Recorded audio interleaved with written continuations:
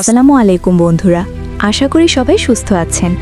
বন্ধুরা, ইরানের পার্লামেন্টের স্পিকার মোহাম্মদ বাঘের গালিবাফ জানিয়েছেন, ইসরায়েল ও যুক্তরাষ্ট্রের সঙ্গে যুদ্ধ শুরুর পর থেকে প্রায় ৬০ লাখ ইরানি দেশটির সামরিক বাহিনীতে স্বেচ্ছাসেবী হিসাবে নাম লিখিয়েছেন।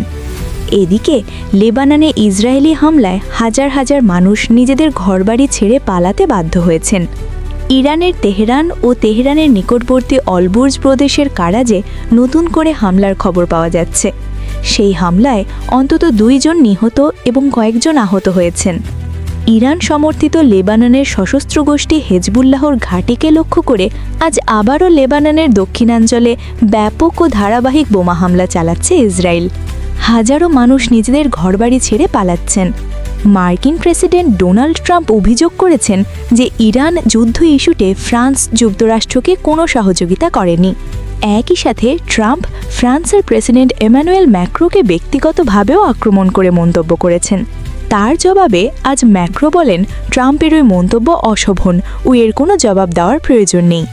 জেরুজালেমে এসব হামলার বিস্ফোরণের শব্দ শোনা গেছে। কাতার কুয়েতে ইরান থেকে ছোড়া ড্রোন ও ক্ষেপণাস্ত্র প্রতিহত করার কথা জানিয়েছে দেশ দুটি। যুক্তরাষ্ট্রের প্রেসিডেন্ট ডোনাল্ড ট্রাম্প হুমকি দিয়েছেন যে আসন্ন কয়েক সপ্তাহে ইরানে বড়সড় হামলা চালানো হবে। এরপরই চীন মধ্যপ্রাচ্যে তাৎক্ষণিক যুদ্ধবিরতির আহ্বান জানিয়েছে। আগে ইরানের কারাজ শহরে ব্যাপক হামলা। ইরানের রাজধানী তেহরানের পশ্চিমে অবস্থিত কারাজ শহরে ব্যাপক হামলার খবর পাওয়া গেছে। একাধিক সূত্র ইরান থেকে বিবিসিকে খবরটি জানিয়েছে। তেহরানে অবস্থানরত একটি সূত্র জানায়, তার বাসার ওপর দিয়ে ফাইটার জেট উড়ে যাওয়ার শব্দ শোনা গেছে। ইরানের স্থানীয় গণমাধ্যমও কারাজে হামলার খবর প্রকাশ করেছে।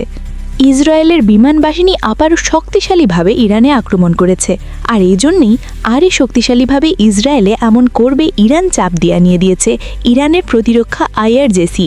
তো বন্ধুরা, ভিডিওটি ভালো লাগলে একটা লাইক তো আমি আশা করি তোমাদের কাছ থেকে। আর বন্ধুরা, এরকম আরও ভিডিও পেতে চাইলে চ্যানেলটিকে সাবস্ক্রাইব করে রাখুন। আল্লাহ হাফেজ।